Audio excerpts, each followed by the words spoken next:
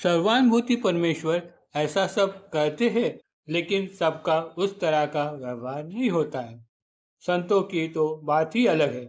उनके कहने और करनी में फर्क नहीं होता। बाबा भिक्षा मांग के लाते थे और मस्जिद के बाहर रखे मिट्टी के बर्तन में वो रख देते थे।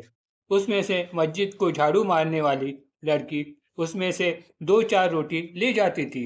यही नहीं, कुत्ते और कौवे भी उसमें मुंह मार दे तो भी वो उसे हटकते नहीं थे, क्योंकि सारे जगत की वस्तुओं में मैं ही समाया हूँ, सबके अंतरात्मा में मेरा ही वास है, ऐसी उनकी सोच थी।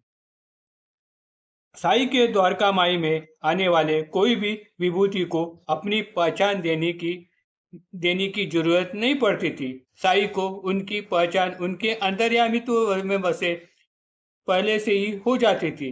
ऐसे मुलाकात के समय में संप्रदाय, पंथ, जात, धर्म आड़े नहीं आता था। वह रहता था केवल आदर, प्रेम, मन की उनकटता। संत श्री गुलाबराव महाराज तो अंधे थे, फिर भी उनसे मिलने आने वाले व्यक्ति के हस्तस्पर्श से वो उसका नाम ठिकाना बता देते थे। श्री साई समर्थ के इस सामर्थ्य का प्रत्यय का दाखला देने वाली कथा श्री साई चरित्र के 11वें अध्याय में आई हुई है। बाबा के एक भक्त श्री तात्या साहेब नुलकर के डॉक्टर पंडित ये एक परम स्नेही थे। वो एक बार बाबा के दर्शन करने शिरडी आए। तभी आते ही वो प्रथम मस्जिद में गए। बाबा को वंदन करके वो उनके पास बैठ गए। बातों बातों में ही बाबा ने उन्हें दादा यानी बाबा के भक्त दादा कहकर इनके पास जाने के लिए कहा और कैसे जाए ये भी समझा दिया। पंडित दादा के पास चले गए। दादा ने भी उनका यथोचित स्वागत किया। थोड़ी देर के बाद दादा जब बाबा की पूजा के लिए निकल पड़े तो दादा ने उन्हें आप भी मेरे साथ आ रहे हो क्या, ऐसा उनसे पूछा। तब वो भी उनके साथ चल पड़े। मस्जिद पहुंचते ही दादा ने बाबा की षोडोपचार पूजा की। बाबा किसी भी भक्त को अपनी पूजा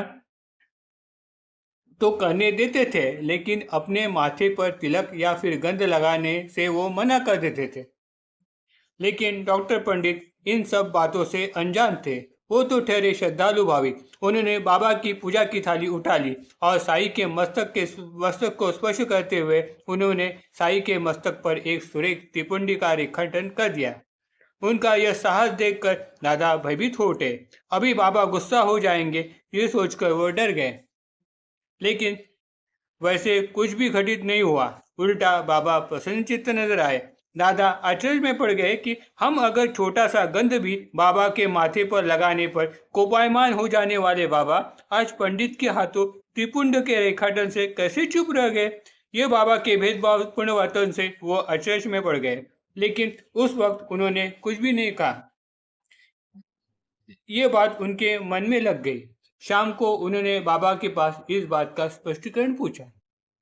तब बाबा ने उनसे कहा, अरे दादा, उसका तो गुरु ब्राह्मण, मैं तो ठहरा जाति से मुसलमान, फिर भी उसने अपने मन में गुरु का स्मरण करते हुए मेरा पूजन किया। मैं तो पवित्र ब्राह्मण, ये तो अपवित्र जीवन, कैसे गुरु इसका पूजन, ऐसे ना तन मन शंके उसका, ऐसे मुझे उसने फंसाया, कैसे ना कहूँ वो तो मेरे तन मन में समाया।